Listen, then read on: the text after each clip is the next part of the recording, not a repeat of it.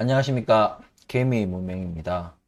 자, 이번 주 이제 첫 시간 월요일 이제 주식 얘기를 해보려고 합니다. 자, 오늘 이제 잠시 얘기를 할 종목들은 프레스티지 바이오 파마, 그리고 삼성 SDI, 그리고 리비안도 잠깐 들여다보는 시간을 갖도록 하겠습니다. 시청하시기 전에 구독과 좋아요 부탁드리겠습니다. 자, 먼저 지금 이제 프레스티지 바이오 파마, 지금 차트를 열어놨는데, 좀 상황이 조금 안 좋죠. 최근에 조금 주식, 그러니까 뭐, 프레스티지 바이오 파마 개별 어떤 이슈가 뭐, 두드러져서, 약간 소폭 올랐던 것이 아니라, 그냥 전체, 주식장 자체가, 전체가 조금 시장 상황이 좋다 보니까 좀 올랐다가, 어? 최근에 이제 뭐, 총선이다, 뭐다, 또 이제, 또 물가, 이번 달 말고 저번 달에 이제 미국 물가 지수가 살짝 고개를 쳐드는 그런 상황이 펼쳐지면서 그때쯤부터 해서 주가가 계속해서 곤두박질 치고 있습니다.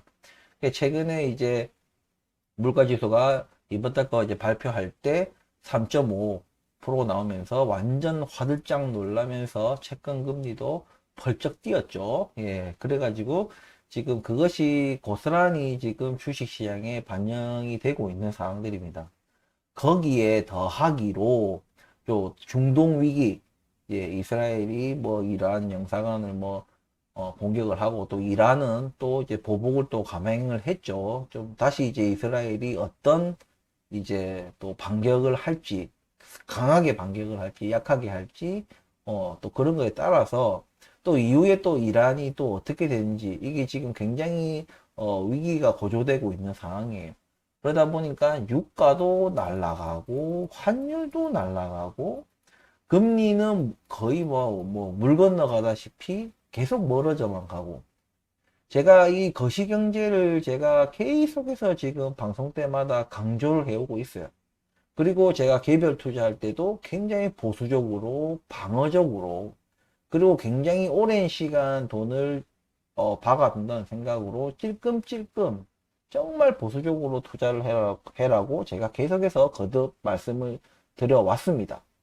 특히나 금리적인 부분은 제가 금리 인하는 굉장히 어려운 카드다. 이건 꺼내기가 굉장히 어려운 카드다. 계속 이 전문가들은 이제 올해 뭐 세 번 한다, 두 번 한다 막 하다가 지금 또 이 뭐 이렇게 상황을 보고 어떠한 일을 보고 그때그때 자기 그 의견을 달리 하는 거는 뭐 마음이긴 한데 그게 무슨 전문가냐 이거죠. 어느 정도는 내다봐야 된다 이겁니다. 제가 계속해서 작년도 그랬고 올해도 그렇고 저는 올해도 금리 인하 굉장히 어렵다고 말씀드렸어요. 굉장히 어렵고 금리 인하를 하더라고 진짜 기적같이 해도 한 번 정도 금리 인하를 할 수 있는데 그것도 엄청난 시그널이 될 수 있기 때문에 굉장히 신중해야 된다. 오히려 저는 금리 인하는커녕 금리 인상에 우리가 어디 터지기 전에 카운터 펀치를 맞기 전에 좀 생각지도 못한 진짜 그런 훅을 맞기 전에 좀 대비를 해야 된다. 이런 말씀 계속 드리고 있는데 지금 드디어 연준 안에서도 연준 이사들 사이에서도 지금 금리 인상을 해야 된다. 오히려 이런 지금 말들이 계속 나오고 있습니다. 이게 연준 이사들 사이에서 소수가 말을 꺼내도 이게 중요한 게 뭐냐면은 다른 연준 이사들도 재고를 그런 말들이 나오면요. 이 사람들이 왜 금리 인상을 오히려 해야 된다. 이런 말에 근저에 뭐 어떤 근거가 있는지를 들어보고 논리가 있고 맞는 말이면은 어느 정도 자기들도 수긍을 한다는 얘기예요.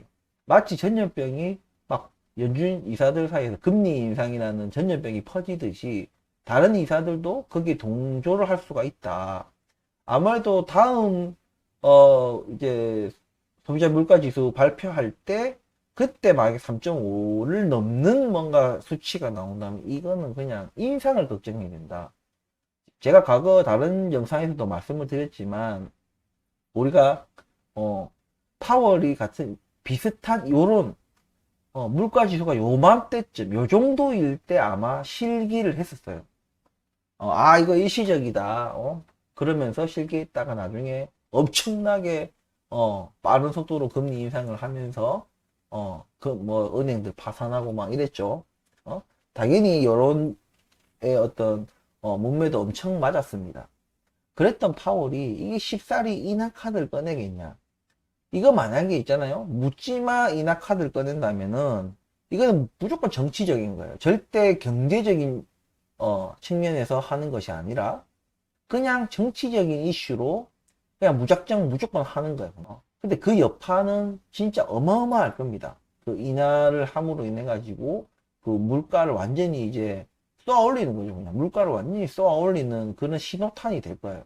그것을 절대 이 사람들이 저는 모를 거라 생각 안 합니다. 하지만 여러분도 제가 다른 영상에서도 꼭 또 말씀드렸지만 미국 경기가 괜찮아요. 어쨌든 이 정도 상황에서 경기 상황에서 저 정도 버텨준다는 것은 제가 뭐가 받쳐주기 때문에 저런 물가를 엄청난 미국의 그 물가를 받쳐주는 뭐가 임금이 있고 경기가 있기 때문에 미국은 괜찮다 이겁니다.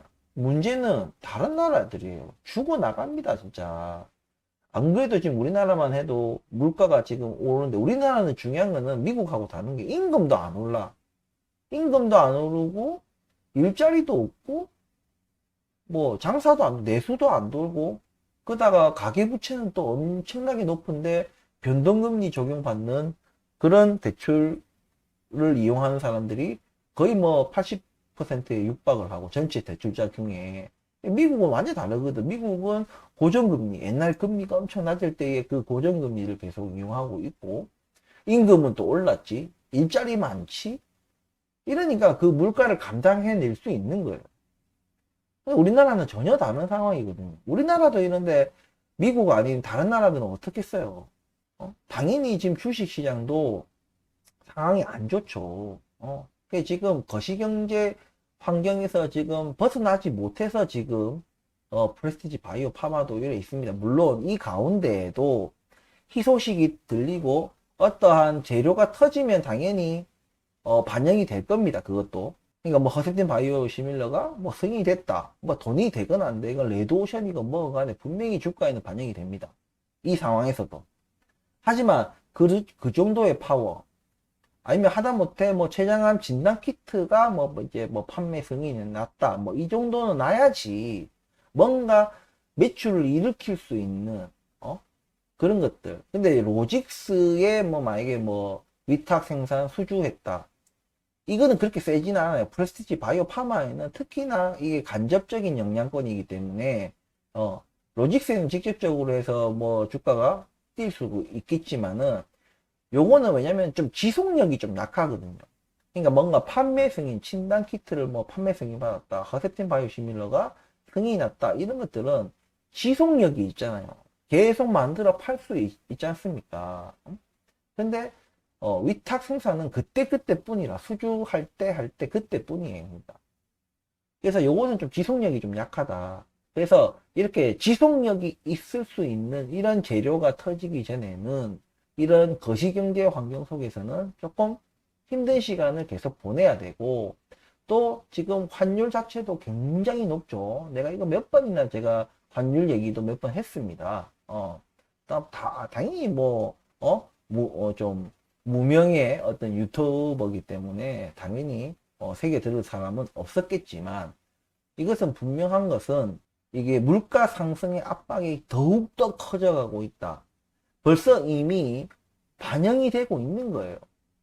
왜냐면 이거 지표가 이제 후행적으로 나오기 때문에 지나고 나서 이제 몇 월 달에 뭐 물가 지수가 이랬다, 물가가 올랐다 내렸다 후행으로 우리가 알기 때문에 지금 이 환율에 이 유가면은 무조건 물가가 칠 수밖에 없는 상황이다.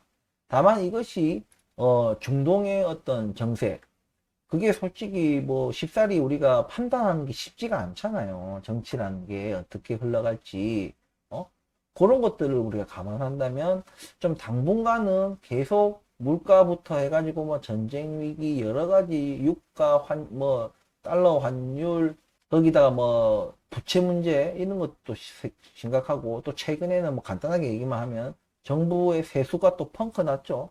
세수 펑크 나면서 또 엄청난 우리나라 경기에 또 파장을 일으킬 겁니다. 이런 것들이 안 좋은 거밖에 없어요. 좋은 게 1도 없어. 야, 그래서 야, 뭐가 다 안 좋으니까 금리를 내려야 되는 거 아니냐? 아니에요. 그거는 굉장히 단순하게 생각하는 겁니다.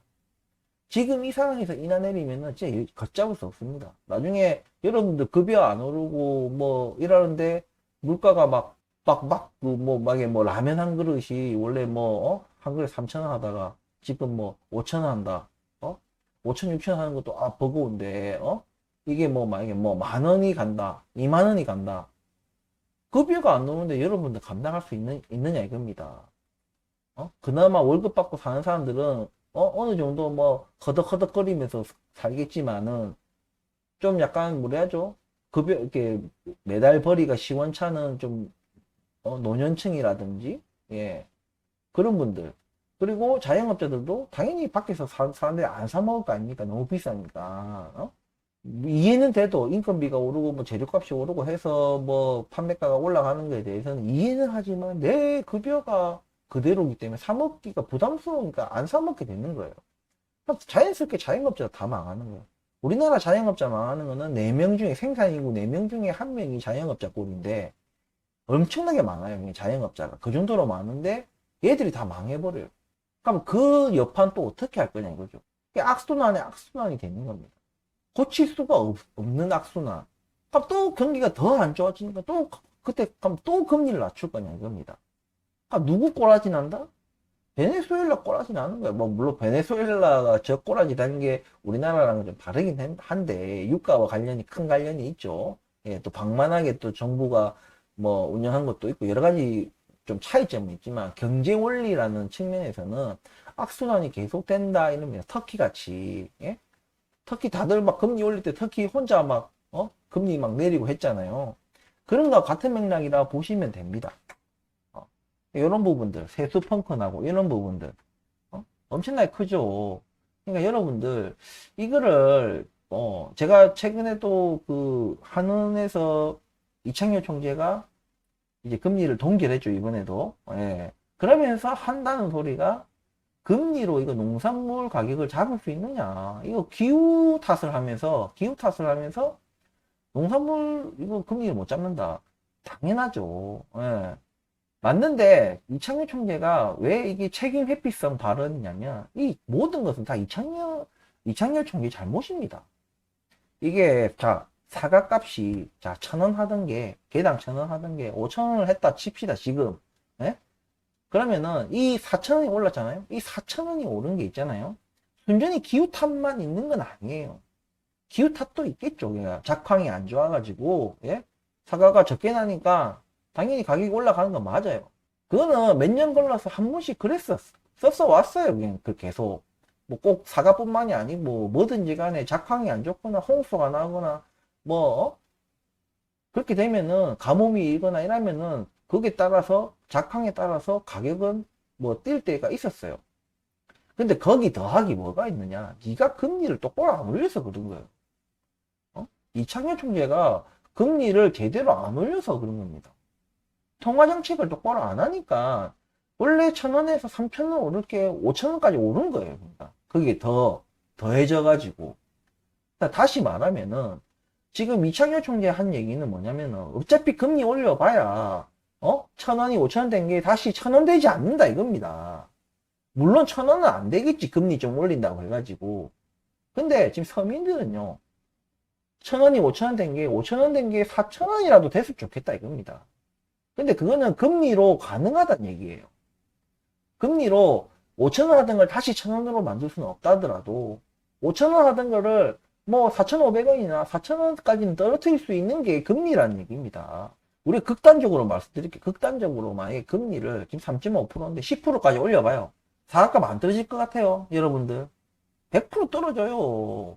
왜냐면 아무도 안 사먹으니까 또 사먹을 돈도 없고 다 망하고 다 자빠지고 부도 나고 파산하고 기업들 다 자빠지고 그럼 당연히 일자리 다 잃고 일자리도 없고 이러면은 당연히 어차피 왜냐면 사과는 생산하니까 당연히 값은 떨어지게 돼 있습니다. 이건 극단적인 얘기니까 그냥 단순하게 금리를 올려서 자꾸 기후 탓하시고 이창열 총재가 자꾸 자기 책임에 비하는데 지금 모든 경제 상황은요 가계 부채부터 정부의 어떤 대출 정책까지 전부 다 이창열 총재가 동의를 한 거예요. 자기가 퍼주기 해라 방만하게 그냥 자기들이 바라본 거예요. 지금 미국이 5.5%인데 우리는 계속 3.5%그 2%의 갭을 두는 이유가 뭔데요? 예? 우리나라 경제가 그 2%를 둘 만큼 정말 강력해졌냐 이겁니다. 그동안에는 솔직히 배터리 이슈가 좀 있었어요. 배터리 이슈가 있다 보니까 외화 자본이 좀 들어오는 것도 있었고 어느 정도 환율 방어도 좀 되면서 주가도 어느 정도 방어되고 경제도 좀 방어되고 이랬는데 딱 전기차 약간 소강 상태 되고 대선도 코앞이고 미국 대선도 코앞이고 막 전기 터지고 막 이러니까 이게 어느 순간에 딱 동력을 잃어버리니까 어떻게 돼요? 환율 확 뛰고 유가 확 뛰고 물가 압력 받고 그러면 이게 어쩔 거라. 다들 지금 인하 언제 하노 이라고 기다리고 있는데 이때 딱 금리 인상이라는 걸 때려버리면 어떻게 돼요? 정말 놀래 자빠질 거 아닙니까? 무방비 상태. 정말 뭔가 그 방어할 그 카드가 전혀 없는 한국인데, 그러니까 지금 모두가 장기적인 고통을 받게끔 지금 이창열 총재가 하고 있다는 얘기입니다. 당시에 옛날에 금리를 한창 올릴 때 꾸준하게 올렸다면, 미국만큼 안 올리더라도 미국과 근접하게까지라도 올렸으면 정말 제대로 부동산도 조정받고 능력 없는 기업들, 능력 없는 가게들 다 정리가 됐을 거예요. 그렇게 정리했으면 우리가 제도약의 어떤 기회가 분명히 있었을 겁니다. 오히려 이렇게 세계 경제가 뭔가 위기에 빠지고 뭔가 모든 것이 안 좋을 때 우리는 이미 맞을 매를 다 맞았기 때문에 오히려 이 위기 자체가 기회가 될 건데 우리나라는 지금 그런 상황이 아니에요. 지금. 아무튼 이런 거시경제 상황 자체가 굉장히 지금 안 좋다. 더 안 좋아졌다. 예? 이거는 제가 꾸준히 프레스티지 바이오 파마 계속 분석해 오면서 이 거시경제를 놓지 않는 이유가 뭐냐면은 거시경제 환경이 자꾸 이게 안 좋으면은 웬만한 이슈 가지고는 주가가 오르기가 힘든 상황이다. 그렇기 때문에 제가 매번 거시경제 얘기를 반드시 하는 이유가 요런 데 있다. 그게 지금 다 드러나잖아요. 그러니까 우리가 매주 하니까 저번에 우리 제 영상 할 때는 일주일에 3번 방송했잖아요. 예? 프레스티지 바이오 파마 가지고. 그러니까 듣는 사람 입장에서는 일주일에 3번 방송하는데 계속 똑같은 얘기, 거시경제 얘기 맨날 하는 거예요. 지겹지. 그리고 이게 매일매일 보다 보니까 이 거시경제가 어떻게 나빠지는지 눈에 안 보이는 거, 확연하게 안 보이는 거예요. 근데 이제 보세요. 계속 드러나잖아. 이 분명히 드러나고 있는데도 여전히 가계부채 줄이지 않고 무리하게 대출을 내갖고 뭐 부동산 하고 주식하고 뭐 가상화폐 투자하고 이런 분들 그리고 자영업 뭐 새로 창업하시는 분들 많을 거예요. 이 흐름을 타야 됩니다. 흐름을. 지금은요 조금 뭔가 허리띠 조이고 지출 바짝 줄이고 지금은 일단은 이 아직 폭풍은 오지도 않았어. 올 것 같은데 진짜 요 때는 요렇게 지금 우리가 요걸 슬기롭게 이게 좀 지나가야 돼요 우리가 그래야 우리가 재기를 할 수 있는 거예요. 근데 이 폭풍을 그대로 무방비 상태로 맞아버리면 나중에 기회가 있을 때도 이거 뭐 재기할 수가 없습니다. 자, 오늘 정리를 하면은 자, 프레스티지 바이오 파마는 일단은 개별 이슈에 의한 하락이 아니다. 지금 거시경제에 따른 살짝의 어떤 상승이 있었고 다시 거시경제가 죽으면서 같이 죽어나가는 이것이 우리가 요 거래량을 계속 보시면은 거래량이 계속 안 받쳐주는 것 자체가 거래량 없이 빠지고 거래량 없이 오르고 하는 것은 제가 의미가 없는 상승과 하락이라고 제가 말씀을 드렸어요.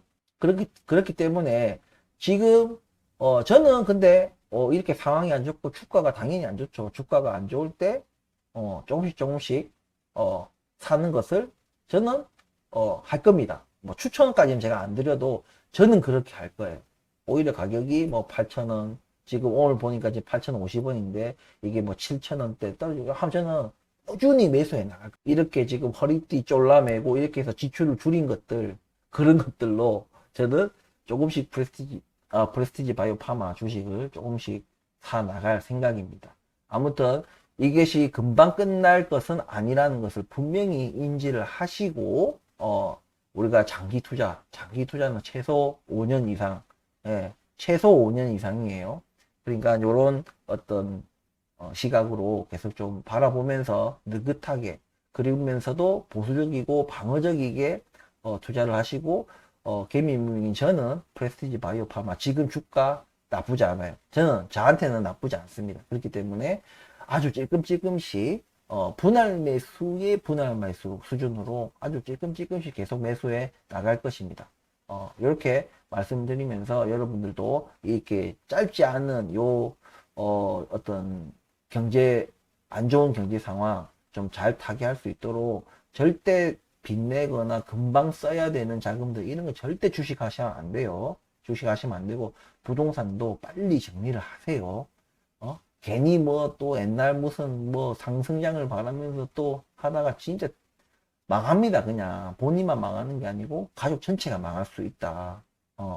절대 이걸 쉽사리 봐서는 안 된다. 금리 인하만 되면 뭔가 다 튀어오를 것 같이 착각하시면 안 된다. 금리 인하를 했다는 말은 망했다는 뜻이에요.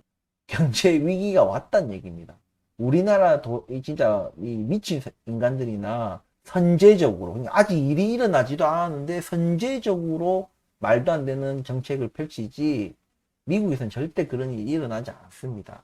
미국이 저렇게 딱 버티고 있는 한은 우리나라는 오히려 반대되는 행동을 우리가 먼저 해버린다. 망해요, 우리나라. 예. 지금 우리 환율 막 튀는 것 때문에 지금, 애써 그 모아놓은 그, 외환 보유액 지금 다 쏟아붓고 있죠, 지금. 환율 방어하려고. 멍청한 짓거리인 거예요. 그거 가지고 얼마나 버티겠어요? 그렇게 쏟아부어가지고, 나중에 되면 우리 외환 보유액이 줄어들잖아요? 그러면 외국 증권사 리포트에서 뭐라 쏟아지겠습니까? 또 외환 위기에 또 노출되어 있다. 이런 또 리포트 딱 나오면은, 그러면 또 IMF 위기 오는 거예요. 뱅크런이 일어나는 거예요. 한마디로. 국가의 뱅크런이 일어나는 겁니다. 아무튼, 이런 부분 잘 감안하시고 투자를 하시기를 제가 좀 당부를 드리고 싶습니다. 자, 프레스티지 바이오파마 요까지 하고, 자, 다음은 삼성 SDI입니다. 자, 삼성 SDI는 제가 과거에 이제 뭐 3자가 보이면 좀 매수를 고려를 해봐라 뭐 이런 얘기를 말씀을 드렸었어요. 그래서 이제 3자 이게 34만 2천 원까지 떨어졌다가 이게 다시 50만 가까이 올랐다가 다시 조정받아서 지금 39만 5천 원 정도에 지금 하고 있다. 아직은 저는 솔직하게 말씀드리면 삼성 SDI 아직 안 샀어요. 조금 욕심을 부린 것도 있고 여러분도 알다시피 제가 좀 장기 해외여행을 좀 다녀오다 보니까 대충 이 기간쯤 될 겁니다. 요 기간 동안에 제가 해외에 있다 보니까 좀 매수를 못한 부분도 있습니다. 하지만 지금 다시 앞서 이제 프레스티지 바이오 파마 분석해 드릴 때 거시경제 환경을 제가 말씀드린 것처럼 당분간은 삼성 SDI가 아무리 자기네들이 뭐 전기차 배터리에만 하고 있는 기업은 아니니까 그렇게 다른 이제 전기차 배터리만 하는 업체처럼 그렇게 하락하지는 않겠지만 어느 정도 거시경제에 따른 하락폭이 분명히 나올 것입니다. 그래서 그것을 계속 추이를 저는 보면서 어쨌든 이번 하락 그 어떤 패턴에서 조금 매수를 이제 시작을 해볼까 생각합니다.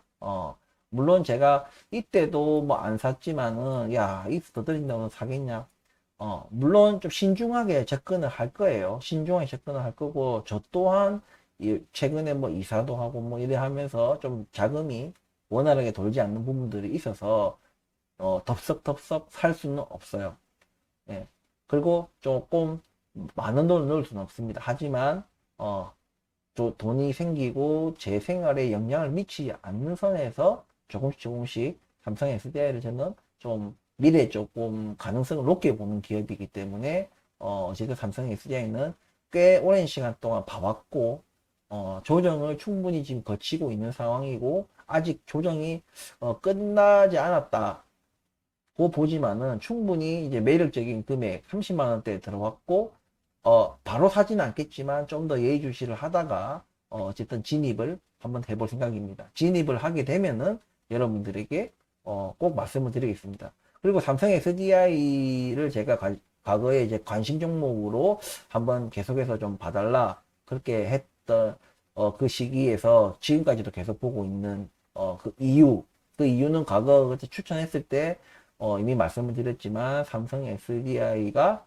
어떤 분야에서 전기 배터리 분야에서 좀 독보적인 아직 지위를 얻는 건 아니지만 얻기 위해 노력을 하고 있는 상황이고 그 어떤 가시적인 어떤 결과물이 또 최근에 이제 전고체 배터리 어떤 시제품이라든지 뭐 이런 걸 약간 가능성을 보여주는 그런 것들이 나왔기 때문에 분명히 이제 삼성 SDI 정도면은 다른 뭐 배터리 기업들은 뭐 입으로만 떠들어대는 이런 데랑은 조금 다르다고 생각하기 때문에 그런 부분에서 분명히 전기차 시장 자체에도 그 전고체 배터리가 상용화됨으로 인해 가지고 생기는 어떤 큰 변화의 물결이 분명히 있을 거라 생각을 합니다. 거기에 따른 어떤 약간 우리 최근에 뭐 한파로 인해 가지고 전기차들이 조금 고생을 했잖아요.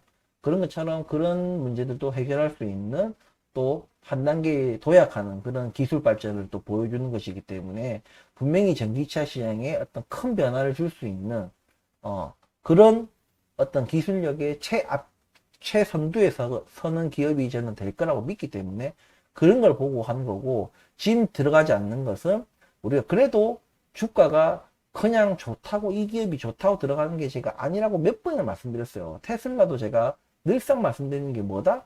회사는 좋아도 주가가 너무 비싸다 이겁니다.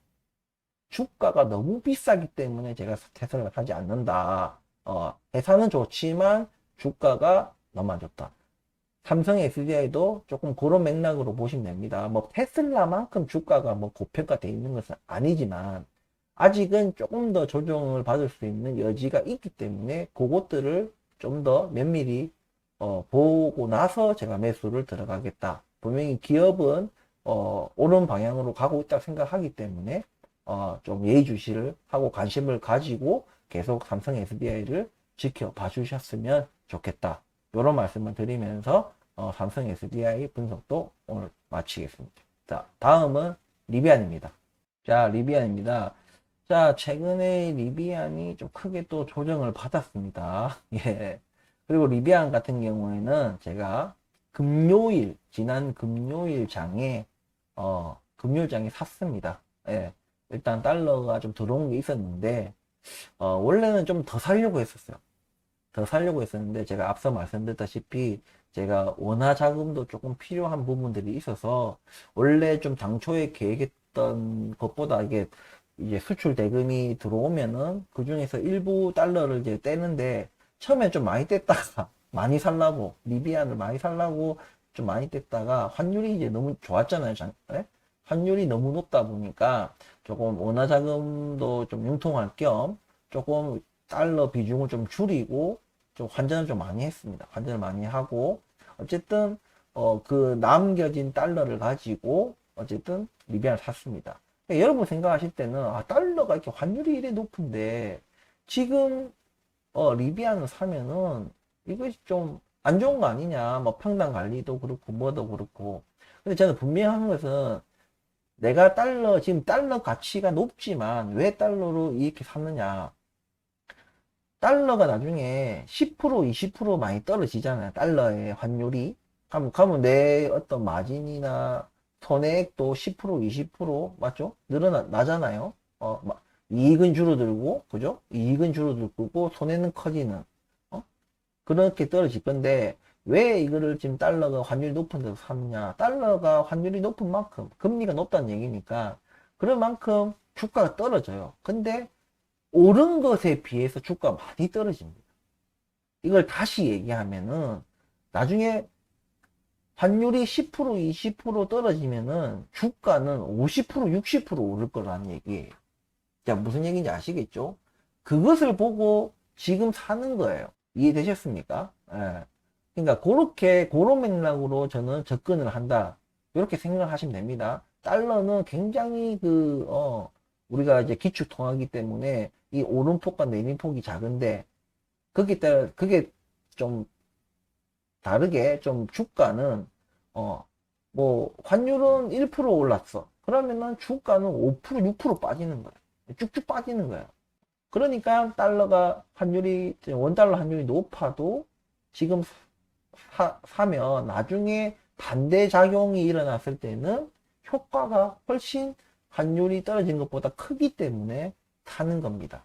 그냥 단순하게 내가 원달러 환율이 높기 때문에 환전하는 것이 오히려 지금 원화로 환전하는 것이 더 좋은 것이 아닌가, 이렇게 생각하실 수도 있지만, 어디까지나 제가 지금 환전을 한 것은 뭐 제가 한국에서 살기 때문에 한국에서 돈을 써야 되잖아요. 그죠? 그런 이제 자금이 필요하니까 그걸 바꾼 거지, 뭐 한국에 뭔가가 더 좋아서 뭐 부동산을 하기 이렇게 하는 건 아니다라는 말씀 생각 들으시면 되고. 자, 리비안 같은 경우에 최근에 이제 뭐 이렇게 조정을 받지만은, 이것은 여러분들 이것도 마찬가지입니다. 개별 이슈 있죠. 늘상 따르는 개별 이슈. 예, 수익을 못 내기 때문에 현금이 계속 소진되고 있다, 뭐 요런 이슈. 특히 경기가 안 좋을 때는 이 이슈들이 더 부각이 됩니다. 이 기업이 얼마나 버틸 거냐, 뭐 이런 것 때문에 당연히 불안하겠죠. 근데 저는 전혀 안 불안합니다.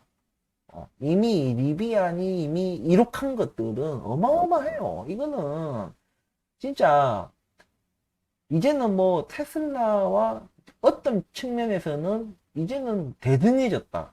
왜냐면 테슬라도 분명히 단점이 존재하거든요. 예. 특히 테슬라 같은 경우에 덩치가 크잖아요. 엄청나게 덩치가 크잖아요. 이게 경제 위기가 왔을 때는 덩치가 큰 이 기업들이 더 위기에 빠집니다.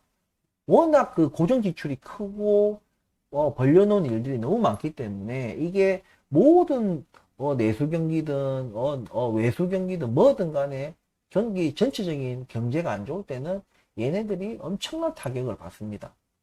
이런 측면에서는 근데 좀 라인업이나 이런 것들은 굉장히 그 경쟁력을 가지고 있는 라인업을 가지고 있고, 그 카테고리를 집중해서 파고 있고, 최근에 뭐 R2, R3, R3X까지 그리고 전기벤 시장도 견고하고, 물론 이 내연기관차에서 전기차로 넘어가는 이런 과도기적인 시기라고 우리가 생각할 수 있습니다, 분명히. 근데 우리는 분명히 전기차 이쪽으로 가야 돼요.